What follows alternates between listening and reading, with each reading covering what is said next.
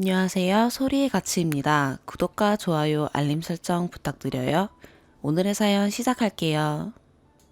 예랑이 바람 피워서 결혼식, 식장 잡기 모든 걸 파토냈습니다. 2주일 정도 지난 일인데 풀어보겠습니다. 전 29살이고 자택근무를 하고 있습니다. 홈페이지 디자인이나 캐릭터 그리는 거랑 친구와 같이 하는 인터넷 쇼핑몰, 옷 디자인 만드는 것, 웹툰 채색 도와주는 게 주된 일이고, 때때로 강의를 하거나 일러스트를 그리는 사람입니다. 한 달의 수입은 들쑥날쑥하지만 기본이 300 정도 되고 많이 벌 때는 5, 600까지 됩니다.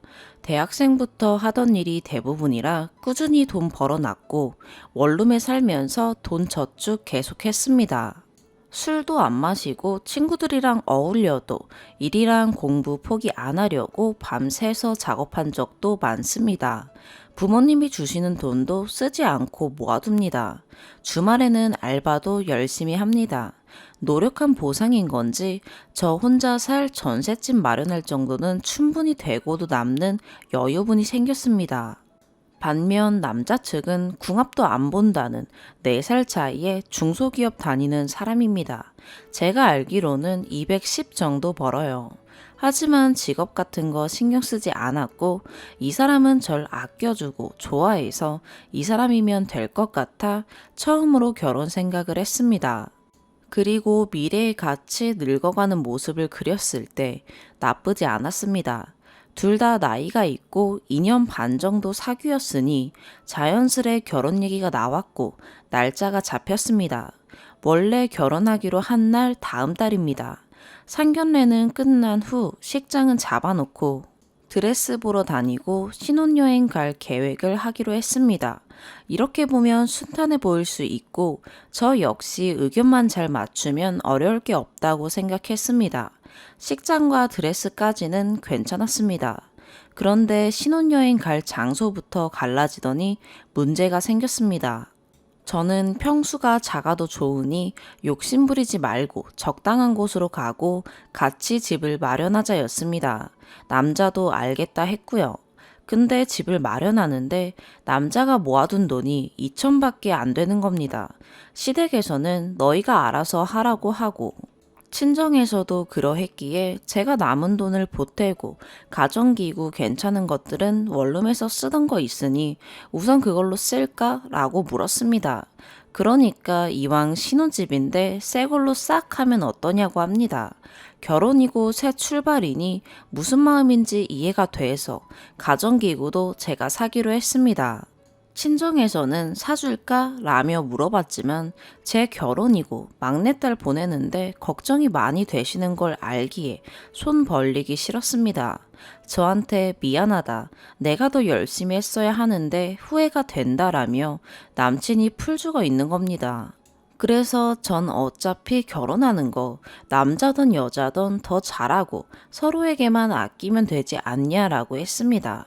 그리고 어느 정도 정해지자 예비시댁에 가서 밥을 먹는데 제 눈치를 보면서 밥솥 같은 거 어떻게 할 거냐고 물어보기에 그냥 제가 사기로 했어요 라고 했습니다. 그랬더니 사돈댁에서는 뭐 안 해주신대? 라는 겁니다. 예랑이었던 작자가 눈치를 보면서 우리도 그럴 만한 여건 안 되는데 뭘 하니까 밥 먹다가 절 곁눈질로 훑으면서 에휴 이러는 겁니다. 아니 그래도 넉넉히 사는 집에서 딸이 결혼하는데 아무것도 안 해주냐고 너무한 거 아니냐 하면서 궁시렁거리는 겁니다. 듣자마자 본인 아들 기죽을까봐 그런 말 하는 게 느껴졌습니다. 예비 장인 장모님이 사주신 건 싫어도 받아야 하지만 집안 살림도 살 능력이 없으니 예랑이 저한테 기가 죽을까 걱정하신 모양입니다. 저희 엄마는 저 걱정해서 계속 신경 쓰시고 드레스 보면서 밤낮으로 인터넷 알아보십니다. 너도 이제 아내가 되는 거니까 앞으로 더 힘들 거라며 공책에 가득 요리에 뭐가 필요한지랑 남편이랑 싸우거나 속상한 일이 있을 때 엄마 나름대로의 대처법 같은 거 적어주시는 분입니다. 아빠도 살갑지는 않아도 무뚝뚝하게 딸 챙겨주고 결혼한다니까 저 몰래 엄마 있는 데서 걱정 많이 하셨다고 합니다. 남자가 술주정은 하지 않을지, 못된 놈은 아닐지, 저희 부모님은 그런 분들입니다. 밥 먹는데 밥맛이 떨어져서 수저 내려놨습니다. 저도 성인이고 제가 돈 벌고 있고 돈 모아놨고 제가 경제력이 있는데 부모 손 벌리는 것도 싫어서 제가 샀으니 저희 부모님 그런 식으로 이야기 안 하셨으면 좋겠다 했습니다. 사귀는 중에는 가끔 만나면 살갑게 대해주시다 저러시니 연애랑 결혼은 진짜 다른 걸 느끼게 됐습니다. 괜히 울컥하고 엄마 아빠한테 미안했습니다. 자리에 없어도 매정하다. 너네 집도 딸이랑 아들이랑 차별하지. 이런 얘기 들으니 밥이 안 넘어갔습니다. 제 눈치 보더니 그래도 먹어라 하면서 고기 같은 거 내미는데 이미 목이 메어서 먹을 수 없었습니다. 과일도 먹고 가라는 거 약속이 있다면서 자리에서 일어서고 얘랑은 우리 부모님이 원래 좀 그러셔서 미안하다고 말을 했습니다. 지 아들 기 못 피는 걸 왜 저한테 그러나요? 취업한 지 7년인데 2천 모아뒀다는 건 따지고 보면 한 달에 23만 원 저축하고 지가 더 안 한 탓이지 왜 아들 무능력한 걸 저럴까요? 그리고 나서는 얼굴 만날 때마다 제 옷에 신경 쓰면서 이건 얼마니 물어보고 가격이 비싸면 좀 저렴한 걸 입어야지 살림을 어떻게 하려고 하냐면서 궁시렁거립니다. 옷 크게 비싼 것도 아니었습니다. 8만 원짜리 원피스 입었다고 저런 소리 듣게 될 줄 꿈에도 몰랐습니다. 다시 천천히 생각해 봐야 될 것 같다는 게 머릿속을 지배했습니다. 잘해줘도 이 남자 가장으로서 믿고 의지할 수가 있을지 걱정이 되기 시작했습니다. 저축도 안 해. 돌이켜보면 거의 모든 걸 제가 정한 것 같습니다. 자기 주장이 없고 중요한 순간에 난 자기 의견에 따를게 하면서 저에게 거의 떠맡긴 것 같습니다. 결국 결혼 다시 생각해보자 그랬더니 본인도 기분이 나빠진 건지 카톡 답장을 안 합니다. 답장해도 두세 시간 후에 하고 전화도 안 받기 시작했습니다. 이럴 때일수록 감정적이 아니라 이성적으로 생각 정리 좀 해보자라며 이야기했더니 네가 다 알아서 해. 네 좋을 대로. 어차피 나 네가 할 거잖아. 안 그래? 빈정상하게 아니 꼬우듯 이렇게 말합니다. 점점 더 이 남자에 가까워질수록 실망감만 더 커졌습니다. 그러다 2주 조금 전에 본격적으로 파토내기 전 이름만 아는 사람한테서 전화가 왔습니다. 진짜 대학 후배? 친구? 그냥 밥 한 번 먹고 연락처 받고 연락 안 하고 지내는 사람들이 있잖아요. 여튼 전화가 와서 의아했지만 받았는데 그냥 언니 잘 지내냐 궁금했다. 날 더운데 잘 계시냐? 요즘 어떻게 지냈냐? 이런 이야기를 하는 겁니다. 생전 연락도 안 해본 사람이 이러는 게 무슨 목적이 있을 것 같았습니다. 막 장단에 맞춰주다가 저한테 묻는 겁니다. 친구한테 들었는데 결혼하신다면서요? 하는 거에 그렇다라고 하니 혹시 진짜 오해라면 죄송한데 정말 죄송한데요. 언니 혹시 그 남자분 이름이 땡땡 아니냐고 물어보는 겁니다. 성은 물어보지 않았고요. 뭐 이게 친구가 나랑 친한 후배니 그 후배한테서 들은 건가 싶어서 의아해서 왜냐고 하니까 얼마 전에 번호를 따였는데 뭔가 잘 되는 듯 해서 친구한테 썸 타는 남자라고 말해주니까 저랑 결혼하는 남자랑 이름이 같다고 하는 거에 신기했다고 합니다. 이름은 흔한 편이라 동명이인인가 보다 하는데 나이도 34, 다니는 회사도 같은 회사. 이렇게 이야기가 오고 나니 의심이 가서 후배가 SNS를 뒤져보니 그 남자 계정에 저랑 찍은 사진들이 올라와 있더라. 이렇게 얘기를 했습니다. 번호 따인 후배 친구는 SNS를 안 해서 그제야 알고는 충격받았고요. 옆에 후배도 있었는지 그 후배가 언니 오해하지 말라고 진짜 우리 둘이서 고민하다가 연락한 거니까 이건 말을 해줘야 할 것 같았다고 하면서 본인들이 미안해 했습니다. 그리고 동시에 화도 냈습니다. 얼마나 자신들이 만만하고 언니가 만만하면 이러냐면서 화내다 미안해하다 막 그랬는데 정신이 없었습니다. 전 일단 넋 놓고 듣다가 손이 떨렸습니다. 충격이었는지 모르겠는데 온몸이 떨려서 손으로 막 얼굴 쓸어 넘기고 물 마시고 핸드폰 진동 마냥 떨어대다가 어디서 번호 물었냐고 하니까 친구랑 신발 사고 화장품 좀 보러 가려고 정류장 앞 카페에서 기다리고 있었는데 번호 따갔다며 현재 사귀는 사람 없다며 연락 달라 그랬다 합니다. 그 이야기를 듣는데 더 이상 못 들을 것 같아 전화 끊고 막 눈물이 쏟아졌습니다. 사람 만나고 배신감 느끼면서 이렇게까지 충격받은 적은 처음입니다. 저한테 결혼하자고 했다는 거, 절 사랑한다는 거, 저만 바라본다는 거 다 거짓말이었다는 소리였습니다. 머릿속을 정리할 새도 없이 가슴이 너무 아파왔습니다.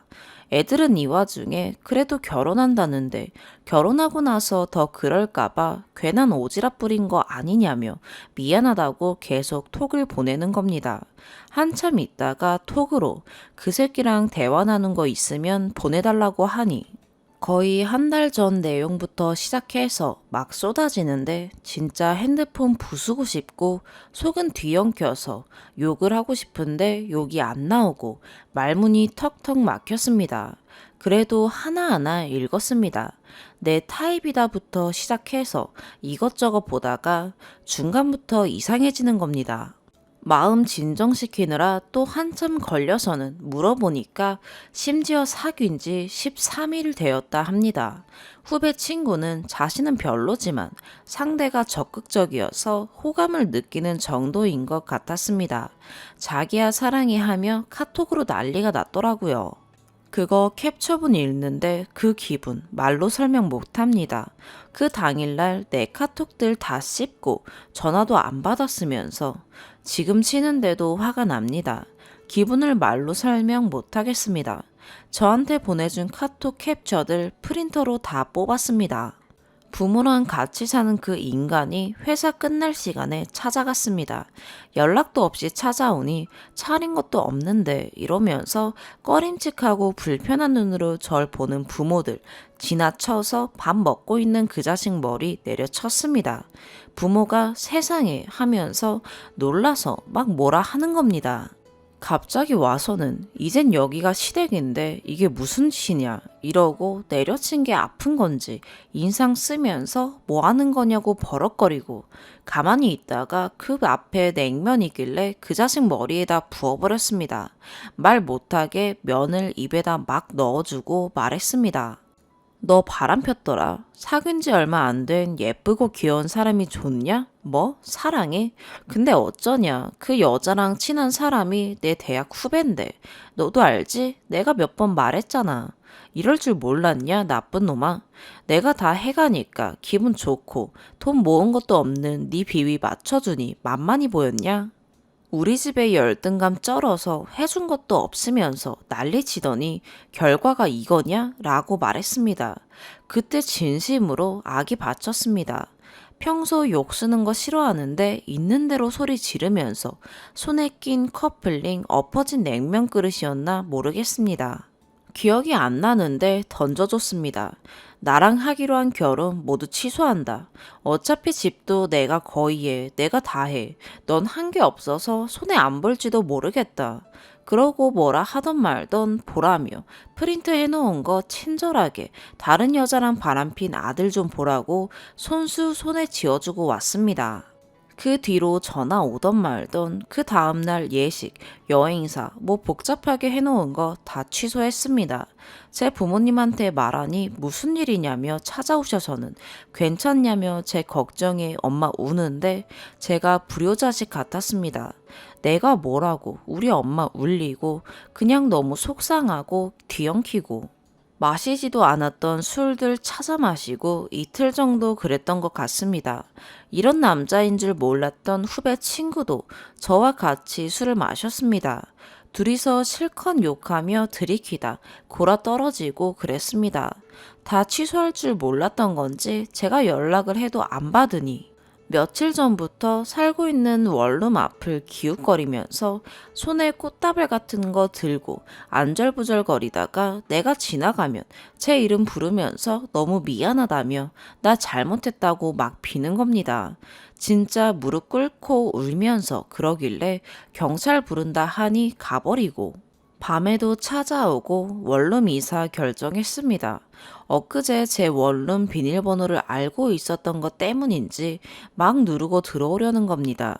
술 마신 건지 문 밖에서 막 뭐라 그러고 덜컹거리는데 소름이 돋았습니다. 이렇게 된 거 부모님이랑 시간 더 보낼까 해서 부모님 댁 근처로 가기로 했습니다. 후배 친구한테 넌 어떻게 되었냐 물어보니 이야기 다 들었다며 미안하다고 잠깐이었지만 진심이었다. 그래서 더 미안하다. 이랬다 하네요.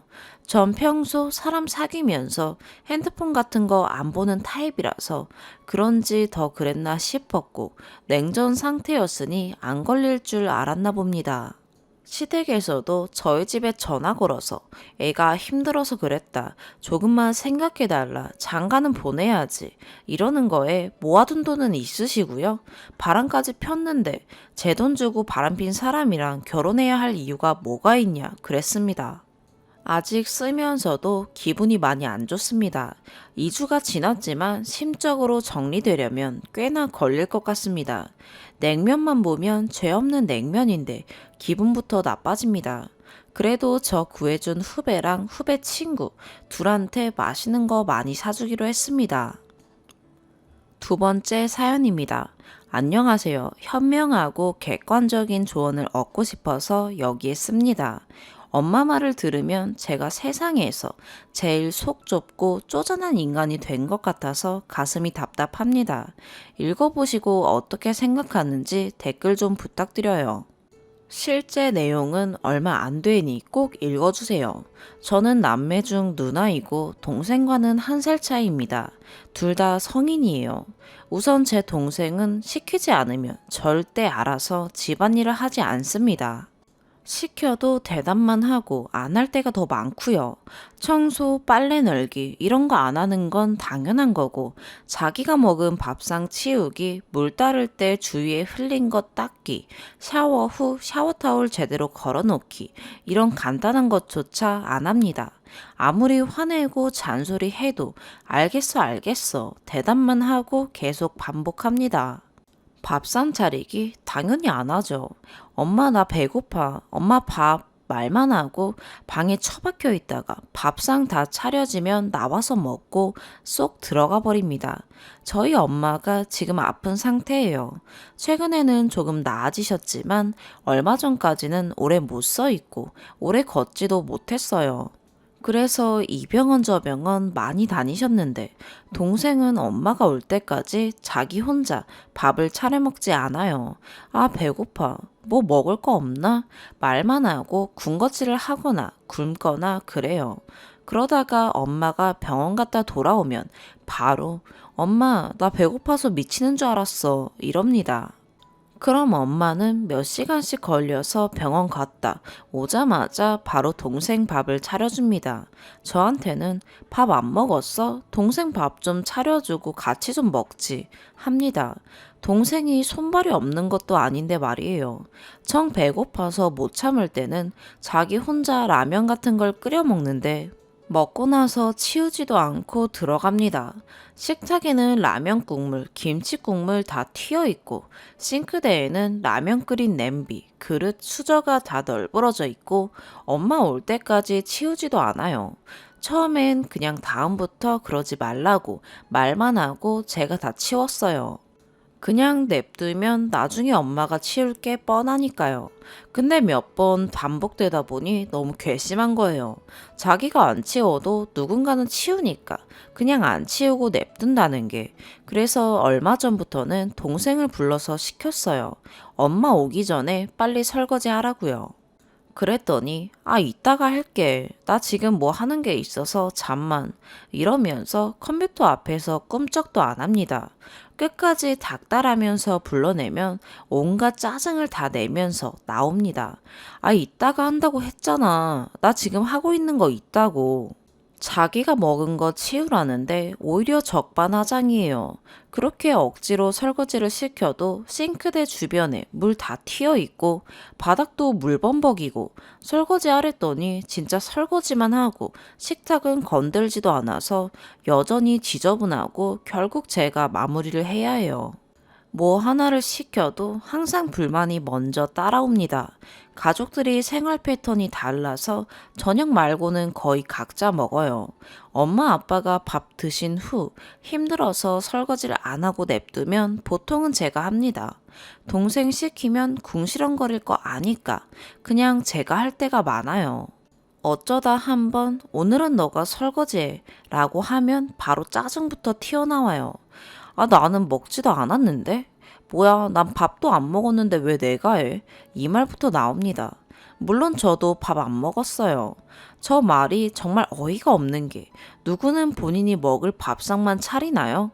누구는 제 옷만 있어서 빨래 넣나요? 엄마만 사는 집이라 엄마가 청소기 돌리나요?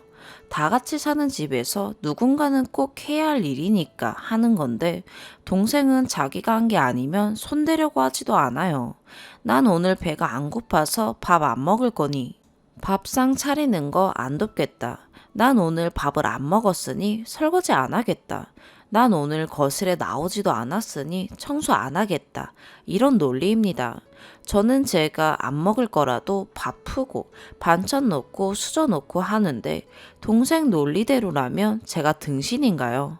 엄마 아빠 안 계실 때 제가 반찬 만들거나 요리하면 옆에서 재료 정리라도 아니 하다못해 식탁 닦고 수저 놓는 거라도 거들 수 있는 거잖아요. 근데 요리가 완성될 때까지 방에서 꼼짝도 안 해요. 가끔 나오긴 하는데 나와서 쓱 보고 누나, 뭐 만들어? 대박. 다 되면 나도 불러줘. 이러고 다시 들어가 버립니다. 그래 놓고 정말 완성되면 나와서 먹고 방에 쏙 들어가요. 솔직히 처음에는 그냥 준비하고 치우는 거 제가 다 하고 말았는데요. 정말 아무것도 안 하고 심지어 어떤 때는 다 되면 자기 방으로 갖다 달라고 말하고 들어가 버리는 모습을 보니까 너무 열받더라고요. 내가 식모도 아니고 이런 얘기 엄마한테 해봤자 무슨 식모냐고 동생인데 좀 챙겨주고 같이 먹을 수도 있는 거지 라는 말밖에 못 들어요. 제일 서러운 건 엄마의 태도입니다. 동생이 혼자 밥 먹은 것들을 그대로 놓고 들어가길래 제가 불러서 치우고 들어가라고 했어요. 이렇게 불러내면 엄마는 동생이 불쌍하다는 듯이 그 표정과 말투를 뭐라고 설명해야 할지 모르겠는데 암튼 허허 웃으면서 땡땡이는 누나 말에 꼼짝을 못하네. 땡땡이는 누나가 제일 무섭지? 이런 식으로 말해요. 솔직히 이런 말들로 비꼬는 것 같아서 기분이 나빴는데 뭐라 하면 저만 이상한 사람 될까봐 그냥 못 들은 척 넘겼어요. 저한테는 반찬 좀 꺼내라. 수저 좀 놔라. 가스레인지에 올려놓은 음식 좀 봐라. 마늘 좀 까라. 이런 걸 아주 당연하게 시키는데 동생한테는 안 시켜요. 제가 하고 있는 게 있어서 동생 불러서 시키려고 하면 됐다고 그냥 엄마가 하겠다고 그래요. 왜 안 시키냐고 그러면 동생은 잘 못하니까 그렇대요. 저도 처음부터 칼질 잘한 거 아니거든요. 저도 처음부터 설거지 깔끔하게 했던 거 아니에요. 하다 보니까 요령이 생긴 거고요. 저는 중고등학생 때부터 동생은 아직 어리잖아 라는 말 들으면서 했던 일인데 동생은 20살이 넘은 지금까지도 못한다는 건 어려서 못하는 게 아니라 안 해봐서 못하는 거 아닌가요? 고작 1살 차이잖아요. 솔직히 이거 쓴 거 보면 엄마가 그거 좀 시킨 게 그렇게 억울했어? 앞으로는 안 시킬게. 이렇게 말할 것 같은데요. 전 이 말이 더 답답해요. 여러분들은 어떻게 생각하시는지 궁금해요. 시킨 게 억울한 게 아닌데 제가 아무리 말해도 엄마는 저를 이해 못하네요. 저는 제가 집안일을 하는 게 억울하고 화가 나는 게 아니에요. 집에 있으면서 집안일 하는 건 당연하다고 생각해요. 그렇다고 저만 집안일을 하는 게 억울한 거냐? 그것도 아니거든요. 아예 아닌 건 아닌데 왜 나만 시켜? 쟤도 시켜. 이런 단순한 마음은 아니에요. 동생이 자기 할 일조차 안 하는 것. 근데 자기가 안 하면 엄마가 할 거 알고 버티는 것. 그리고 엄마가 아픈 몸으로 일하는 걸 보는 게 불편해서 결국 제가 할 걸 아니까 누군가는 하겠지 하는 마음으로 게으름 부리는 게 괘씸한 거예요. 집안일은 자기가 할 일이 아니라는 듯 당연하게 행동하는 게 너무 괘씸해요. 엄마 아픈 거 뻔히 알면서 맨날 밥 달라고 타령하고 매일같이 고기 구워달라고 쪼르고 식탁에 앉아서도 엄마 나 밥 더 줘, 엄마 나 김치 좀, 이것 좀 저것 좀 하는 것도 너무 꼴보기 싫어요. 자기 바로 뒤에 밥솥과 냉장고가 있는데도 앉아서 엄마한테 다 시키는 그 행동이 마음에 안 들어요. 이런 일로 동생이랑 많이 싸웠는데 알겠어 이제 진짜 잘할게 라는 말만 하고 며칠 못 가 또 반복이에요. 이런 상황이 정말 몇 번째인지 모르겠어요. 주로 엄마 없을 때 싸운 적이 많은데 엄마 있을 때도 싸운 적이 있거든요. 자꾸 엄마한테 고기 구워달라 그러고 밥 차려달라고 그러는 게 너무 보기 싫어서 방에서 끌고 와서 화내면서 뭐라 하면 엄마가 저보고 동생을 너무 쥐잡듯이 잡는데요. 말을 해도 들어먹질 않아서 웃으며 가르치고 달래도 보고 울면서 타일러도 보고 별짓 다 하다가 더 이상 못 참겠어서 화내는 건데 아빠한테 저는 동생을 너무 쥐잡듯이 잡는데요. 정말 서럽네요. 한 번은 제가 도저히 못 참겠어서 왜 엄마는 동생한테는 아무것도 안 시키고 다 엄마가 하냐고 누구는 할 일 없어서 이러고 있는 줄 아냐고 터진 적이 있어요. 쟤는 결국 내가 할 거 아니까 안 하는 거라고 아무것도 안 하고 밥 시간에만 나와서 먹고 쏙 들어가 버리는 거 너무 꼴보기 싫다고 작은 거 하나만 시켜도 짜증부터 내고 지 먹은 거 치우라고 부르는 건데 인상 팍 쓰고 짜증내는 것도 듣기 싫고 얘 불러내려고 방에 가면서도 오늘은 또 어떤 표정으로 뭐라고 짜증낼지 눈치 보게 되는 것도 싫다고 말을 했어요. 나도 솔직히 하기 싫을 때 많지만 엄마 아프니까 엄마가 하는 건 더 싫어서 내가 하는 거라고 말을 했어요. 그랬더니 엄마가 뭐라는 줄 아세요? 동생이 한 거 꼭 동생한테 치우라고 시키지 말고 그냥 네가 치우면 좀 어떠냐네요. 엄마가 아파서 도와주는 거면 그냥 그 마음으로 하면 되는 거지. 동생이 하고 말고가 너랑 무슨 상관이냐네요. 그럴 거면 안 도와줘도 된대요. 오늘도 가족끼리 피자를 먹었는데 역시나 동생이 자기 먹을 거 다 먹고 쏙 들어가 버리더라고요.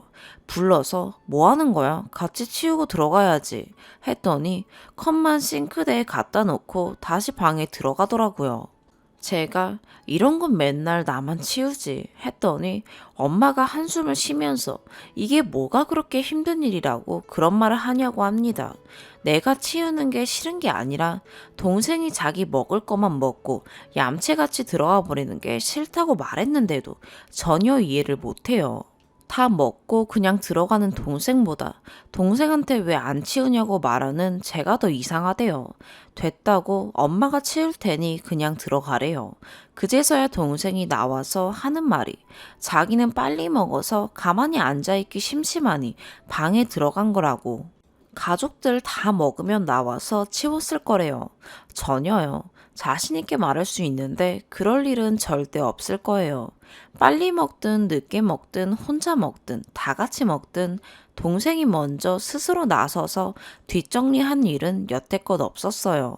저도 처음엔 다 제가 했어요. 동생한테 이거 해라 저거 해라 안 하고 그냥 제가 다 했어요.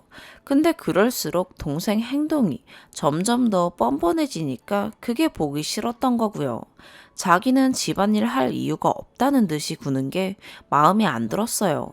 그래서 일부러라도 더 불러내고 시키고 했던 겁니다. 정말 참다 참다가 못 참겠어서 터진 건데 엄마는 저보고 속이 좁대요. 그동안 쌓아뒀다가 폭발한 거라는 생각은 안 드냐니까 안 든대요. 제가 아무리 얘기를 해도 엄마는 저를 이해 못 하겠대요. 누나면 좀 마음을 넓게 쓰래요. 한 살이라도 누나는 누나니까 마음 넓게 동생 좀 포용하래요. 저한테 이것저것 시키는 건 당연한데 동생한테는 그런 거 안 시키고요. 제가 동생한테 시키려고 하면 됐다고 그냥 엄마가 하겠대요. 이 글이랑 댓글들 엄마 아빠한테 보여줄 건데요. 이렇게 세세하게 하나하나 쓴 거 보면 분명 또 속 좁다고 할 것 같아요. 이런 거 다 마음에 담아뒀냐고. 그렇게 싫었으면 앞으로 너한텐 아무것도 안 시키겠다고 그럴 것 같아요. 좀 아까도 그런 말 들었고요. 하루 이틀 이런 것도 아니고 몇 년 동안 일해왔던 게 쌓이고 쌓여서 그런 건데 그런 제 속마음은 하나도 이해 못하고 넌 속이 좁다. 누나니까 마음을 넓게 써라. 너의 그런 생각들이 도무지 이해가 안 된다. 이런 말들만 하니까 속이 너무 답답해요. 한바탕 울면서 소리 지르고 엄마한테 담아뒀던 말 쏟아내고 방에 들어왔는데 옆에서 달래는 아빠한테 쟤는 옛날부터 저랬어 라고 말하는 엄마 목소리가 거실에서 들리네요. 엄마가 생각하는 저란 애는 별것도 아닌 일 하면서 생색내고 힘든 티 내며 동생 부려먹으려고 하는 속 좁은 딸인 것 같아요. 그냥 엄마가 말하는 것들 들어보면 그렇게 느껴져요. 제가 무슨 말을 해도 제 입장에서 생각해주는 게 아니라 됐다, 앞으로 너한테 안 시킬게, 됐지? 이런 식으로 말하니까 너무. 전 이런 것도 차별이라고 생각하는데 엄마는 절대 차별한 적이 없대요. 여기는 저처럼 자식의 입장인 분들도 계실 거고 부모의 입장인 분들도 계실 테니 다양한 의견 들어보고 싶어요. 제 주변엔 이런 식의 차별받는 사람이 없어서 털어놓을 곳도 없었는데 여기에 글이라도 쓰고 나니 조금이나마 후련하네요. 읽어주셔서 정말 감사합니다. 추가. 댓글 보다가 제 동생이랑 엄마 같은 사람이 많아서 정말 놀랐네요. 그중 진짜 제 동생이랑 똑같은 말을 달고 사는 사람도 있더라고요. 제 동생도 설거지나 청소 같은 거 시키면 궁시렁궁시렁 거리면서 나는 나중에 이런 거 안 하고 가정부 쓸 거야. 이래요. 자기는 집안일이 너무너무 싫대요. 어처구니가 없어서 가정부한테 하나부터 열까지 다 시킬 거냐고. 넌 할 줄 아는 것도 없는데 휴가 갈 때도 가정부 데려가고 놀러 갈 때도 가정부 데려가고 평생 가정부 옆에 끼고 살 거냐고 했더니 그럴 거래요. 쌀 씻으라고 한 번 시키면 쌀은 어디 있는지, 얼마나 씻는지, 어떻게 씻는지까지 시킬 때마다 물어봐요. 세탁기 돌리는 방법도 몰라요. 음식 만들 때 옆에 놓고 감자 가져와라, 양파 가져와라 이런 간단한 거 시키려 해도 감자 어딨어? 양파 어딨어? 마늘이 어딨어? 여기 서랍 속 진짜 없어. 와서 봐봐. 이러고 제가 가서 찾아내면 아 여기 있었네. 왜 내가 볼 땐 없었지? 진짜 속 터지고 열불이 나요. 그리고 댓글 중에 엄마가 응급실에 있어서 병원 와도 매점 가서 지 먹을 메뉴 고르고 있을 놈이라는 댓글이 있었는데 이거 보고 진짜 웃었네요. 비슷한 일이 있었거든요. 엄마가 수술하고 입원했다가 퇴원할 때 가족들이 다 같이 갔는데 병문안 왔던 사람들이 두고 간 음식 보면서 엄마 호식했네 이러더라고요. 기가 차대요. 엄마 병원 갔다 오자마자 밥 타령할 때 제가 야, 엄마 아픈데 네가 해. 이러면 오히려 엄마가 감싸줘요. 괜찮다고 엄마가 한다고. 그럼 제가 뭐라 해요. 엄마가 괜찮다는데 할 말 없죠. 그래놓고 음식하다가 다리 아파서 주저앉고 그런 모습 보면 또 신경 쓰이고 솔직히 짜증나요. 항상 동생 다음에 엄마, 그 다음에 나, 이런 식으로 일이 넘겨지는 것 같아요. 제가 불만을 표시하면 동생한테 다시 넘기는 게 아니라, 됐어, 엄마가 할게. 어려운 것도 아닌데, 그렇게 불만이 많아? 하고 맙니다. 동생한테 도로 넘기는 일은 없어요. 동생 잡아와서 억지로 시키면 저만 독한 년이 됩니다. 엄마, 이런 식으로 하면 제 결혼 못한다. 라고 저도 몇 번 말했었어요. 엄마 반응이 결혼하면 지가 알아서 잘 살겠지. 이럽니다. 그래서 제가 요즘은 남자들도 다 요리 잘하고 집안일 같이 해. 왜 엄마는 나한테만 그래? 라고 하면 엄마는 그럼 너는 시집 가서 남편이랑 같이 하면서 그렇게 살면 되잖아. 엄마 아빠는 이렇게 살아왔으니 같이 살 거면 네가 맞춰야지 라고 해요. 글 보여줘도 소용없을 거란 말 어느 정도 공감합니다. 그래도 제가 아무리 말해봤자 저만 이상한 사람 취급하니까 다른 사람들 의견은 어떤지 보여주기라도 하려고요. 그래도 변하는 게 없으면 그냥 제가 포기해야겠죠. 그리고 이런 엄마들이 나중에 딸한테 더 의지한다더라 이 말도 지나가는 말로 몇 번 해봤는데요. 그런 일 절대 없으니까 걱정 마라 하시더라고요. 댓글 보면서 공감도 많이 되고 울컥하기도 하고 그래서 이것저것 쓰다 보니 또 길어졌네요. 본문도 너무 길어서 안 읽고 나가는 분들 많으면 어쩌지 걱정했는데 끝까지 읽고 댓글까지 달아주셔서 정말 감사합니다. 세 번째 사연입니다. 올해 29살 되는 여자입니다. 얘랑이도 동갑이며 결혼식장과 집 계약 끝났고 상견례, 집 도배까지 마친 상태였습니다. 시아버지 생신날 외가 쪽과 생일 파티를 한다 하여 가족들에게 인사도 할 겸 같이 가자 하였고 경기도에서 이모님 댁인 대전까지 가게 되었습니다. 장거리 운전하는 거 힘들 거라는 거 알고 있지만 결혼도 하지 않은 상태에서 자고 오는 건 아닌 듯 싶어서 정 힘들다면 둘이 밖에서 방을 잡아서 자자 하였고 남친은 뭐가 불편하냐 그냥 하루 자고 가자 하다가 제 뜻에 응해 주었습니다. 그러더니 그냥 당일날 올라가자 하더군요. 생신은 외식을 한다 하여 원피스를 입고 갔습니다. 평소 바지를 잘 안 입고 남친이 의자에 앉는 곳으로 간다고 했습니다. 이모님 집에 거의 도착하여 남친이 시부모님께 도착했으니 나오시라 연락을 하였더니 생신상을 집에서 차리게 되었다며 올라오라 하셨습니다. 순간 당황하여 남친에게 어떻게 된 일이냐 물었고 본인도 몰랐다고 엄마가 그런 얘기 안 했다며 외식하는 줄로만 알고 있었다 말합니다. 순간 촉이 팍 오는 게 이모님들이 내가 어떻게 하는지 보려고 집으로 부르시는구나 하고 생각했습니다. 인사를 드리고 집으로 들어서는데 길을 헤매서 약속 시간보다 15분 늦었음에도 불구하고 아직 음식 준비에 바빴습니다. 남자분들은 거실에 상을 펴고 앉아서 TV를 보고 있었고 이모님, 시어머니는 부엌에서 분주하셨습니다. 절 보시더니 부엌에 있는 식탁에 앉으라고 합니다. 우선 앉았는데 여간 불편한 게 아니었습니다.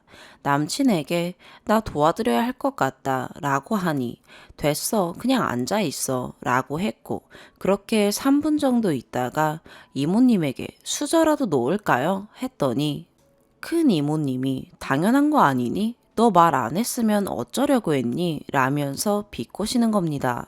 아니 그럼 처음 간 집에 말도 없이 부엌 안으로 들어가서 수저를 그냥 가지고 나와서 올려둡니까? 남친이 이모에게 나도 쟤네 집 가서 아무것도 안 했는데 하니까 남자랑 여자랑 같니? 하더군요. 다를 건 또 뭔데요? 수저를 두는데 남친이 도와주더군요.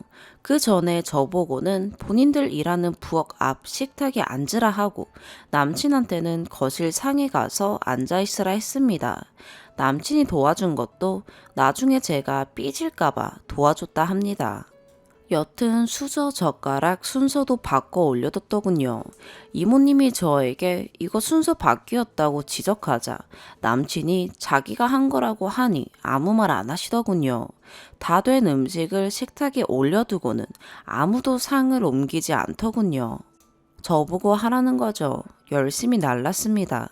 음식 나르는 제 앞에서 남친 보고는 너는 가서 앉아서 먹어 하더군요.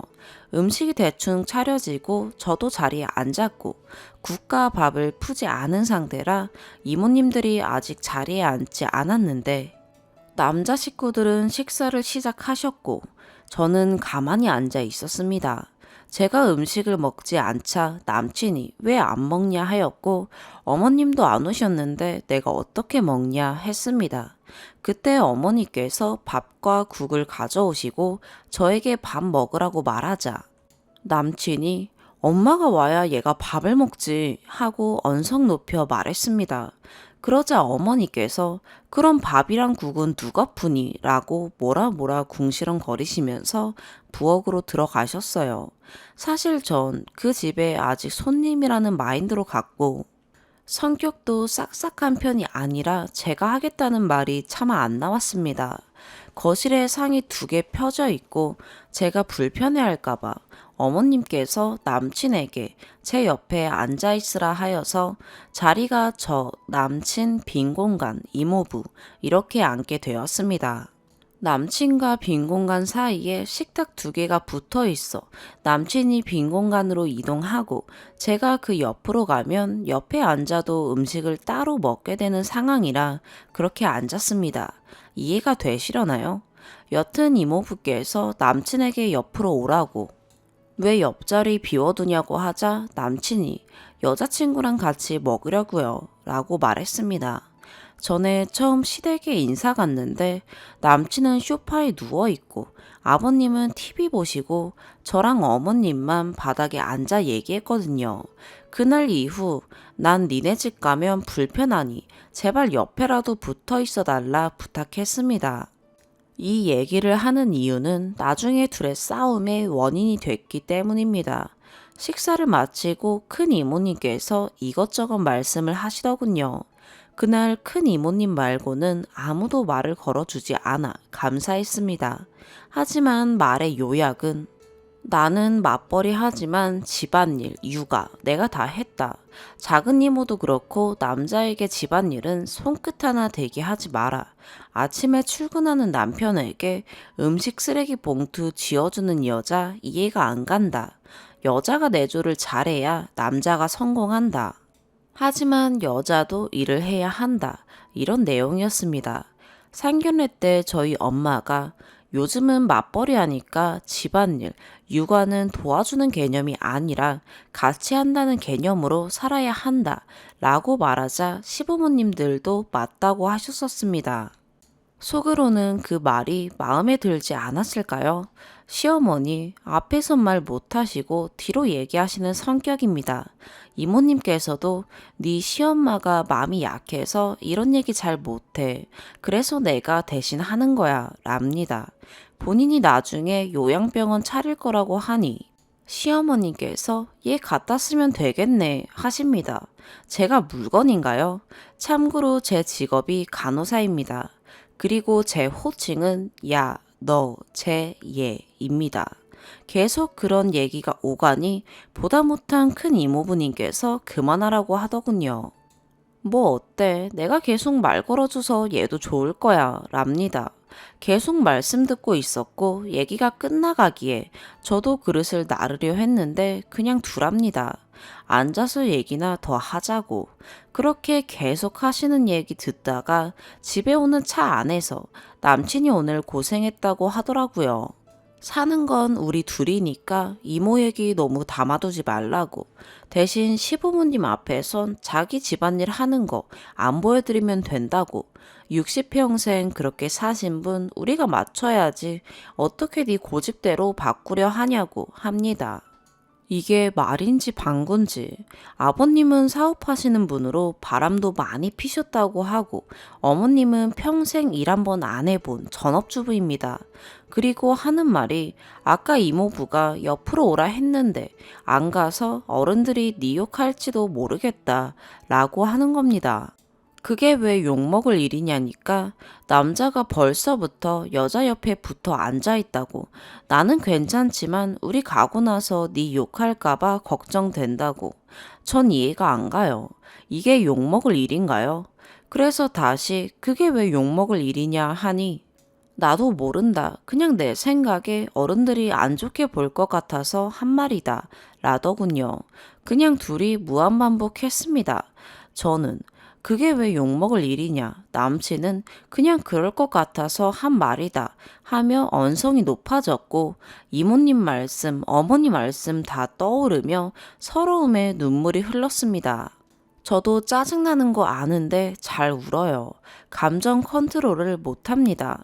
그러자 뭐가 그렇게 서러워서 우냐고, 우리 집에서 뭘 그렇게 잘못했냐고 짜증을 냅니다. 그렇게 대판 싸웠어요. 많은 일이 있었지만 어찌어찌 화해했고, 며칠 후 남친이 어머니랑 통화했다기에 뭐라 하시냐 물었습니다. 남친이 너 들으면 안 좋은 얘기랍니다. 뭐라 했냐니까 그럼 말할 테니 화내지 말랍니다. 시어머님은 나를 자랑하고 싶었고 옆에 와서 싹싹하게 어머니 뭐 도와드릴까요? 하길 바랬다고 하셔서 남친이 걔는 아직 손님 아니냐 하니 걔가 어찌 손님이냐 며느리지 하셨대요. 며느리라 생각하시는 분이 얘 쟤라고 말씀하시다니 참. 예전에 추석인지 설 선물로 홍삼 액기스 보내드렸더니 뭐 이런 이름도 없는 거를 보냈냐며 제 욕을 하셨대요. 남친은 보낸 사람 성의를 생각해야지 하며 화냈고요. 저희 집도 똑같은 거 보냈는데 아빠가 엄청 좋아하셨거든요. 남친 집은 엄청 가부장적이고 저희 집은 엄청 개방적입니다. 남친은 남에게 욕먹을 짓 하는 거 싫어하고 자기도 피해주는 일 안 한다고 합니다. 근데 밖에서 욕먹을 짓 안 하고 다니느라 피곤한 건지 그 피로를 저에게 풀겠단 건지 여자는 자신을 이해해줘야 한다네요. 가족 말고 누가 날 이해해주냐고. 한마디로 회사나 집안의 큰 일이나 행사가 겹치면 자긴 회사로 갈 것이고 저는 그걸 이해해야 한다는 거죠. 저보고 이기적이래요. 왜 그걸 이해 못하냐고. 지금 누가 누구 보고 이기적이란 건지 모르겠네요. 여튼 제 마인드로는 이 남자 이해 못할 것 같고 이 집안에 들어가면 피가 말릴 것 같아요. 파혼하는 게 맞겠죠? 원래 결혼은 남자가 5천, 제가 4천. 서로 집에 도움 안 받고 예단 예물 없이 대출 받아서 하기로 했어요. 양가에 500씩 드리고요. 근데 남자가 엄마 한복도 해줘야 하고 뭐도 해줘야 한다길래 그게 500에 포함된 거라니 이해를 못해요. 시어머니는 이런 남친은 생각도 모르고 계셨고 상견례에서 제가 말하니 얘는 왜 안 하던 짓을 하냐고. 남자는 결혼하면 효도하려 하는 듯 해요. 평소에는 저한테 어려서 엄마 고생 많이 시켰다 했거든요. 시댁에 도움 안 받는 이유가 나중에 시부모님 부양하기 싫어서래요. 그 돈으로 노후자금 하시라고요. 근데 하는 말이 그래도 엄마 아빠 병 드시고 힘드시면 그땐 모셔야지 이러네요. 저희 엄마는 니네 돈도 없는데 500 안 줘도 되고 한복도 알아서 빌려 입겠다고 하십니다. 그러면서 너 그 돈이면 예단 혼수 다 하고도 남는다고. 처음엔 니네가 기특하다 생각했지만 남친이 1억 대출 받을 생각이라니까 그게 말이 되냐고. 세상 물정을 너무 모른다고 이 결혼 다시 생각해보라네요. 추가. 저도 처음에 시댁에 잘 보이고 싶었죠. 누군들 안 그러겠습니까? 처음 인사 가던 날 예쁜 꽃다발 사들고 가서 시종일관 웃는 모습으로 어머님께 말 붙이고 이미 남친에게 제 이야기를 다 들어서인지 아무 질문 없는 부모님 앞에서 저 혼자 계속 이 얘기 저 얘기 했습니다. 제가 생각해도 부모님이 절 마음에 들어 하실 거라 생각될 정도로요. 남친 어머니 음식 솜씨가 좋다 하여 어머니 음식 너무 맛있다고 하던데 저도 나중에 맛있는 거 해주세요 하고 아양도 떨었습니다. 그때도 어머님은 남친에게 저를 네 친구라 칭하셨습니다. 이후 충격적인 말을 전해 들었어요. 어른 어려워할 줄 모른다. 나는 시부모님 처음 보는 자리에서 말 한마디 못했는데 어디 어려운 줄 모르냐 라고 하셨대요. 그 말을 듣자 잘 보이려 할 필요가 없다는 생각이 들었습니다. 남친이 배가 많이 나왔는데 밥 먹고 배를 쓸어내리면서 배부르다기에 저도 남친 배에 손 한 번 올리고 배부르냐 물어봤는데 그걸 안 좋게 보신 모양입니다. 그런데 이번엔 싹싹하게 안 했다 뭐라 하시고 제가 시이모님 집에 가서 아무것도 안 했다고 하시는 분들 저는 수저도 놓고 음식도 나르고 저 뭐 할까요? 하면서 계속 물어봤습니다. 어른들이 보기에 그렇게 사근사근해 보이지 않았을지 몰라도 나름 노력했습니다. 그리고 남친한테 니네 집 갈 때마다 옆에 있으라 한 것도 아니고 이번에 처음 인사 가고 내가 어색하니 오늘만은 옆에 있어 달라 부탁했던 겁니다. 수저 놓을게요가 아닌 수저라도 놓을까요? 라고 한 것은 사실 그때는 긴장해서 몰랐는데 나중에 남친이 말해줘서 알게 되었습니다. 이모부님이 옆으로 오라 했을 때 안 가서 남친이 너 욕먹겠다 라고 했을 때 왜 남친에게 화내냐? 이모부님이 그렇게 생각하실 것 같아서 말한 거니 이모부님께 화낼 일이다 라고 하셨는데 남친은 모든 어른을 칭한 말이었고 결국 그것은 어른들이 그렇게 생각한 게 아니라 본인이 그리 생각하기에 했던 말 아닙니까? 전 본인이 그렇게 생각하면서 어른들이 내 욕할 것 같다 라고 말한 게 기분이 나빴습니다.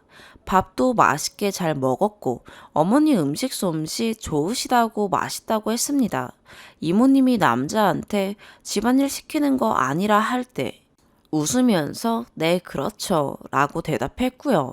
솔직히 제가 다 잘했다는 건 아닙니다. 제가 싹싹하고 남자 말대로 내내 하는 사람이었다면 좋아했을 수도 있겠죠. 누구의 잘못이라기보다 둘의 생각이 맞지 않는 게 큰 것 같습니다. 결론은 파혼하기로 했어요. 남자도 모든 걸 이해할 만큼 절 사랑하지 않은 것 같고 이해심이 큰 여자를 만나야 할 듯 합니다. 남친에겐 이 글 읽어보라고 하기도 싫어요. 전에 글 올려보겠다 했더니 모르는 사람이 하는 말을 왜 들어야 하냐더군요. 댓글 봐봤자 자기는 잘못했다는 생각 절대 안 할 겁니다. 여튼 지금은 힘들지만 미래에 웃을 수 있을 거라 생각하기에 댓글 남겨주신 분들 모두 감사해요. 그리고 집 계약할 때 제가 일 때문에 늦었더니 남친 명의로만 하려기에 공동 명의로 해달라 말해서 공동 명의로 하였습니다. 이 일도 시어머니께서 무슨 전세를 공동 명의로 하냐, 걔는 벌써부터 이혼 생각하냐 하셨답니다. 집 공동 명의로 하면 이혼 생각하는 겁니까? 네 번째 사연입니다. 어제 상견례를 한 20대 여성이에요. 상견례 후에 제가 형부랑 말다툼을 좀 크게 했는데 저는 절대 먼저 사과할 생각이 없거든요. 그래도 제가 손 아랫사람이니 먼저 사과를 해야 하는지 같이 말다툼한 제 잘못이 더 큰지 다른 분들 의견 여쭙고 싶어요. 어디 아는 사람한텐 제 얼굴에 침뱉기라 묻지도 못하겠네요. 싸운 거 얘기하기 전에 저희 집안 배경이랑 형부 얘기부터 해야 글 읽으시는 분들이 객관적인 상황을 조금 파악하실 것 같아서 말씀드릴게요. 저희 집은 잘 살아요. 부모님 부동산 임대료 크게 하셔서 건물도 있고 땅도 있고 집도 있어요. 위로 언니가 있는데 작년에 결혼했고요. 형부는 집이 가난한 건 아닌데 그렇다고 여유롭지도 않고 자식에게 용돈은 조금 받으셔야 생활이 되시는 정도라고 알고 있어요. 근데 저희 부모님 돈이 있다고 유세 부리고 그러신 편이 아니라서 언니 시집 갈 때 남자가 꼭 집 해올 필요 있냐? 넉넉한 쪽이 자식 도와주면 되지 하셔서 4억 정도 하는 새 아파트 분양받아서 해주셨고 언니는 외제차 타는데 형부는 그때 당시 그냥 국산 중형차라서 기 죽는다고 외제차로 바꿔주셨어요. 혼수는 형부가 하신 걸로 알고 시댁에선 받은 거 없댔어요. 저는 아직 부모님이랑 같이 사는데 저희 부모님은 형부한테 딱히 불만 없으시고 지들끼리 잘 살면 되지 항상 말씀하세요. 형부도 아들 같은 살가운 사위는 아니지만 그렇다고 처가이 못하는 막대 먹은 사이도 아니고 적당히 잘 지내요. 도리도 다 하시면서요. 크게 불만 없고 트러블도 없고 그냥저냥 잘 지냈어요. 근데 전에 언니랑 둘이서 맥주 한 잔 먹다가 언니가 조심스레 얘기를 꺼냈는데 시댁에 힘든 점이나 스트레스 받아서 형부한테 중간에 커트 좀 해달라 이런 식으로 얘기를 하면 알겠다 하면서도 꼭 볼멘 소리를 한대요. 장인 장모님이 그러셔도 나는 스트레스 안 받을 거다. 뭐 이런 식으로 꼭 저희 부모님과 비교를 한다네요. 저희 부모님은 안 그러는 거 아니까 저렇게 말하는 것 같긴 한데 언니는 그냥 돈 때문에 형부가 우리 집에 대해서 자격지심이 있는 것 같대요. 저희한테는 티 안 내서 몰랐는데 은연중에 처가에서 받은 게 많아서 싫단 소리도 못 하겠네. 이러면서 어쩔 수 없이 도리한다는 양 그런 식으로 말한 적도 있대요. 기분이 나빴지만 언니가 그러지 말라고 넘어가고 언니 부부 문제니까 형부가 자격지심이 좀 있나 보다. 그러고 넘어갔어요. 물론 저희 부모님은 모르시고요. 그리고 어제 상견례를 했는데 언니네 부부는 안 나갔어요. 남친 집에 손이 시누이가 계신데 아직 미혼이라 그냥 짝 맞추자고 양가 부모님과 저희 커플만 만났어요. 그래서 상견례 끝나고 저녁에 언니가 맥주 한잔 하러 집에 오랬어요. 상견례 얘기도 궁금하다고요. 그래서 남친이랑 저녁 먹고 9시쯤 갔는데 둘이서는 이미 술 한잔 하고 있더라고요. 그래서 언니가 궁금하다고 이것저것 물어봤어요. 집은, 예단은, 혼수는 등등. 제 남친 집도 경제적으로 넉넉한 편이고 예비 시부모님이 참 잘해주세요. 그래서 집은 사주시겠다고 원하는 집으로 알아보라 하셨고, 먼저 혼수나 예단도 크게 하지 말고 생략할 건 생략하자 하셨고, 결혼 준비하면서도 여러 가지 도움 필요하면 부담 갖지 말고 말하라고 그렇게 말씀해 주셔서 분위기가 되게 좋았어요. 그래서 있었던 일 그대로 말해주고 있는데 형부가 저한테 그놈은 언제 우리한테 보여줄 거야? 하시더라고요. 상견례 전엔 양가 부모님 외에 형제 자매는 천천히 인사하자고 부담 갖지 말자고 해서 언니 형부는 말만 들었고 남친은 만나본 적 없어요. 저도 마찬가지고요. 근데 그놈이라고 하니까 살짝 기분이 나쁘더라고요. 그래도 웃으면서 오늘 상견례 했으니까 곧 얼굴 보여드릴게요 했어요. 그랬더니 저보고 처제가 그놈을 많이 좋아하나 보네. 아주 칭찬에 입이 마른다 말라. 사람 오래 두고 봐야 돼. 결혼 전엔 다 잘해줄 것 같고 시집살이도 없을 것 같지 지나봐야 알아 하시길래 아니에요. 형부도 만나보면 좋은 사람이란 거 아실 거예요. 한 식구 되면 형부랑 잘 지냈으면 좋겠어요. 했어요. 상견례 하고 온 사람한테 저렇게 말하니까 결혼 생활 하기도 전에 초치는 것도 아니고 기분이 상당히 나쁘더라고요. 근데 자격지심 있단 언니 말이 떠올라서 티를 안 냈어요. 그랬더니 결정적으로 저한테 처제 벌써 그 집에 팔려갔어? 그 집 식구 다 됐네. 내 편 안 들고 남친 편 들고 하시는데 뚜껑 열렸네요. 팔려간다고요? 형부, 제가 물건인가요?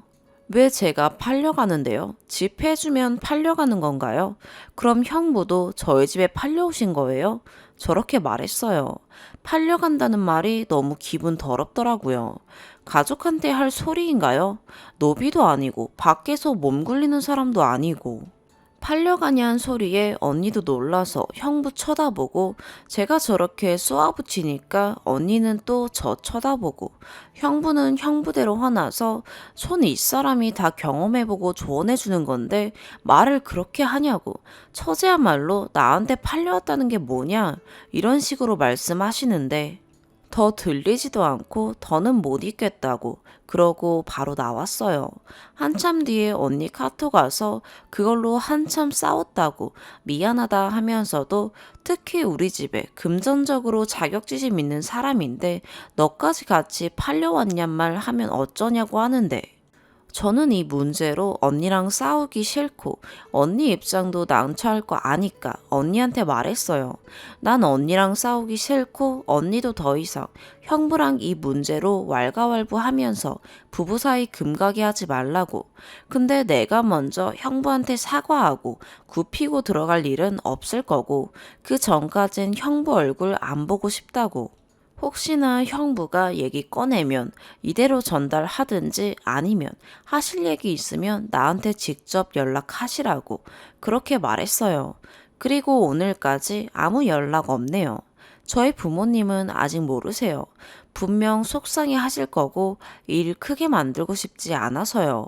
지금 마음으로는 형부가 먼저 미안하다고 진심으로 사과하시면 다신 그런 말씀 하시지 말라고 제가 한번 참고 덮을 생각이 있는데 계속 이 상황이 길어지면 저도 마음이 변할지도 모르겠다는 생각이 들어요. 저도 팔려왔냐는 말을 안 했어야 한다는 건 아는데 도저히 그 말이 기분 나빠서 그 순간엔 그 말이 얼마나 나쁜 말인지 형부도 좀 알았으면 좋겠어서 똑같이 받아쳤어요. 제가 어떻게 하는 게 현명한 걸까요? 저는 원인 제공자도 아닌데 먼저 미안하단 말은 절대 하기 싫고 여기서 제가 먼저 미안하다고 하면 우리 집에 대한 저 자격지심이 우리 부모님한테까지 번질까봐 절대 안 그러고 싶은데 이런 제가 못된 건가요? 손 아랫사람이면 그냥 덮고 먼저 숙여야 하나요? 진짜 짜증나고 골 아프네요. 조언 좀 부탁합니다. 추가. 자기 전에 들어와 봤는데 많은 분들이 답글 남겨주셨네요. 전부 다 읽어보았어요. 다 저와 같은 생각들이시라 저도 지금 제 생각 바꾸지 않으려고 해요. 역시나 언니 욕도 많네요. 언니가 형부 편을 들었다기보다는 저한테 미안하다 미안하다 하면서 그냥 팔려왔냐 그 말을 왜 똑같이 했냐고 똑같이 못난 사람 되려고 그런 말 하냐고 그런 의미에서 말한 거지 딱히 형부를 감싸고 놀진 않았어요. 대판 싸우고 그렇게 자격지심 있고 우리 집에서 받는 게 부담스러우면 다 뱉어내자고 했대요. 해줄 땐 좋다고 받아놓고 왜 그러냐고. 우리 집에서 당신이나 당신 집 무시한 적 있냐고. 차도 집도 그동안 받은 돈도 다 내놓고 시댁도 용돈 주지 말자고. 무조건 똑같이 하자고 한바탕 난리 치고 형부는 그 뒤로 끽소리 못하고 있다네요. 아차 싶고 미안해하는 것 같은데 그 휴지 조각 같은 자존심 때문에 저한테 연락 못하고 있겠죠. 어떻게 나오나 두고 보려고요. 그리고 형부 자격지심 있는 거 알면서 왜 저희 예비시댁 자랑했냐고 하시는데 자랑 안 했어요. 저는 여기 쓴 딱 그대로만 말했거든요. 형부 있는 데서 물은 언니도 어떻게 보면 생각이 짧긴 했지만 언니로서 동생 결혼 문제 궁금할 텐데 형부 자격지심 때문에 눈치까지 보면서 하고 싶은 말도 못하는 건 좀 아닌 것 같아요. 보통의 남들은 이걸 듣고 맘 상해하진 않으니까요. 차라리 이번 기회로 뭔가를 확 바꿀 계기가 된 것 같기도 하네요. 형부란 사람에 대해 더 확실히 알게 된 것 같기도 하고요.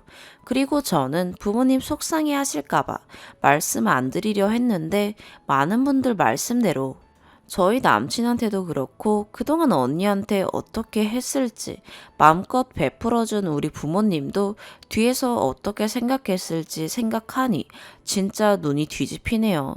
있는 그대로 다 말씀드리고 언니한텐 미안해도 다 뺏으라 하고 싶네요. 결정은 부모님이 하시겠지만 아무튼 조언 감사합니다. 5번째 사연입니다. 안녕하세요. 서울 사는 30대 후반, 결혼 4년 차인 여자입니다. 남편은 저보다 5살 연하이고 미국에서 유학생 시절 처음 만났고 한국에 들어와서 우연히 다시 만나서 연락을 주고받다가 교제를 시작했습니다. 2년 연애를 하고 결혼을 했습니다. 현재 아이는 없고 맞벌이를 하고 있고 결혼 4년 차지만 여전히 서로 이해하고 배려하면서 결혼 전과 다를 거 없이 잘 지내고 있는데 문제는 주변 사람들입니다. 주변 사람들만 없으면 전혀 문제될 게 없는데 주변인들 때문에 너무 힘듭니다. 저랑 남편은 결혼 전에 아이는 없이 살기로 했습니다. 양가 부모님들한테도 말씀드렸고 허락을 맡았고요. 그런데 6개월 전부터 시어머니가 사람을 정말 미쳐버리게 합니다. 결혼 전에 분명히 말씀드리고 허락하신 일인데도 이제 와서 아이를 낳으라고 계속 하시고 이제는 아예 이혼 요구를 할 것처럼 협박을 하십니다. 결혼 전에 양가 부모님들 중 한 분이라도 아이 안 낳는 거에 조금이라도 반대하시면 저는 바로 결혼 접으려고 했습니다. 그 정도로 저는 아이를 낳기 싫어했습니다. 그런데 순조롭게 양가 부모님 모두 허락하셨고 3년 반 동안 각자 일하면서 시간 나면 가끔 여행도 다니고 양가 부모님 생신 같은 행사 있으면 식사도 하고 용돈도 드리고 가끔 선물도 사드리고 했고요. 아이가 없는 것 빼고는 남편도 저도 서로 양가에 며느리 돌이 사위 돌이 잘했다고 생각합니다. 제가 아이를 안 낳겠다고 강하게 고집하는 건 이유가 있어서 안 낳겠다고 하는 겁니다. 저희 친정 식구들은 현재 저랑 아버지 둘뿐입니다. 엄마는 제가 초등학교 2학년 때인가 3학년 때인가 위암으로 돌아가셨고 제 바로 위에 1살 차이 나는 언니는 출산과 동시에 세상을 떠났습니다. 언니가 어릴 때부터 엄마 노릇, 아내 노릇, 언니 노릇 다 하고 언니는 저한테 엄마나 다름없는 존재였는데 그런 평소에도 건강이 안 좋았던 언니가 아이를 낳다가 세상을 떠났을 때 정말 살기 싫었고 너무 힘들었습니다. 아이가 무슨 잘못이 있겠어요. 저도 잘 압니다. 아이 원망하면 안 되는 거 알면서도 정말 원망 많이 했습니다. 형부는 아이랑 새 출발했고요. 저한테는 평생 상처고 트라우마고 언니가 세상을 떠나고 나서 정말 6개월을 페인처럼 살았고 그 뒤로 저는 아기들이 너무 싫고 아이를 절대 안 낳겠다고 다짐했습니다. 다니던 회사를 관두고 집에서 6개월 동안 거의 밖에 안 나갔었는데 아버지가 제 앞에서 무릎 꿇고 펑펑 우시면서 너마저도 그렇게 힘들게 있으면 나는 정말 살 이유가 없다고 하시면서 제발 살자고 그러셔서 힘들게 마음 잡고 일만 죽어라 했습니다. 아버지 도움으로 사업 시작했고 직원 한 명 없이 하루에 16시간씩 일하면서 그렇게 1년을 앞만 보고 일을 했고 사업 3년 차에는 직원도 몇 명 두고 수입도 안정적으로 일할 수 있게 되었고 비로소 마음의 여유가 생겼습니다. 그러다가 남편을 우연히 다시 만나서 연애하고 결혼까지 성공했습니다. 남편이 제 깊은 사정까지는 모르지만 저한테 트라우마가 심하게 있다는 건 잘 알고 있어서 아이 이야기를 결혼하고 나서 단 한 번도 꺼낸 적이 없습니다. 정말 저한테는 고마운 사람입니다. 남편 밑으로 남동생 부부가 있는데 2년 전 결혼했고 불임으로 2년째 고생 중입니다. 둘 다 아이를 엄청 좋아해서 연애할 때도 아이 생기면 무조건 낳자 이런 식이었는데 막상 결혼을 하고 나서도 아이 소식이 없어서 힘들어 하는데 병원에서는 사실상 불가능하다고 입양을 권할 정도로 불임이 심한 걸로 알고 있습니다. 시부모님은 아들이 둘인데 둘 다 자식이 없는 건 말도 안 된다면서 저희 부부한테 너희는 못 낳을 것도 아니고 낳을 수 있는 건데 안 낳는 건 안 된다면서 지금이라도 낳으라고 제가 연상이다 보니 지금 낳아도 늦는다. 많이 바라는 것도 아니고 한 명만이라도 낳아라. 이렇게 말씀하시는데 이제 와서 동서애가 불임이라고 저희 부부한테 막무가내로 이러는 건 옳지 않다고 생각해서 냉정하게 이제 와서 그러시는 건 아닌 것 같다. 아이 낳는 일은 절대 없을 거다. 더 이상 이 일로 이야기하고 싶지 않다. 라고 아예 못 박았습니다. 이후로도 만나면 누구네 손자는 어쩌고 저쩌고 길가에 아기들 지나다니면 일부러 더 과장하시면서 예쁘다고 눈치 주십니다. 남편은 그럴 때마다 손 잡으면서 신경 쓰지 말라고 나랑 당신이랑 아이 없어도 둘만 행복하면 되는 거라고 스트레스 받지 말라 합니다. 아버님은 대놓고 말씀하지 않으시지만 은근히 아이 갖기를 원하시는 눈치고 어머님은 일 때문에 그런 거면 내가 다 봐주고 유치원도 보내주고 육아 도우미도 한 명 붙여주신다고 하지만 말이 그렇지 아이를 낳으면 당연히 부모가 키워야 하는 건데 저는 제 상처도 상처지만 일하면서 아이 감당 못할 걸 너무 잘 알기에 정말 아이 낳는 걸 원하지 않습니다. 시간이 갈수록 어머님의 압박이 심해지는 게 아이를 낳아서 동선에 입양시키라고 하시는데 정말 어이가 없었습니다. 남의 자식은 절대 못 키우겠다고 차라리 네가 아이 낳아서 주면 서로 상부상조하고 좋은 거 아니냐. 네가 한 번만 물러나 달라고 토시 하나 안 틀리고 이렇게 말씀하셨는데 그 자리에서 바로 일어나서 나갔습니다. 아무리 그래도 아이만 낳아서 주라니. 왜 동서가 아이 못 낳는 게 제가 책임져야 하는 건지 저는 이해할 수 없습니다. 제가 아이를 억지로라도 낳아서 길러야 하는 건가요? 아니면 아이만 낳아서 동서에게 줘야 하는 건가요? 남편도 스트레스 받고 저도 스트레스 받고 있어서 정말 힘드네요. 냉정하게 조언 부탁드립니다. 참고로 남편은 시부모님들한테 제 생각이 바뀌지 않는다면 자기 생각도 변함이 없다고 말씀드렸다는데 솔직히 답답한 게 그러니까 저만 계속 설득하려고 하시는 것 같아요.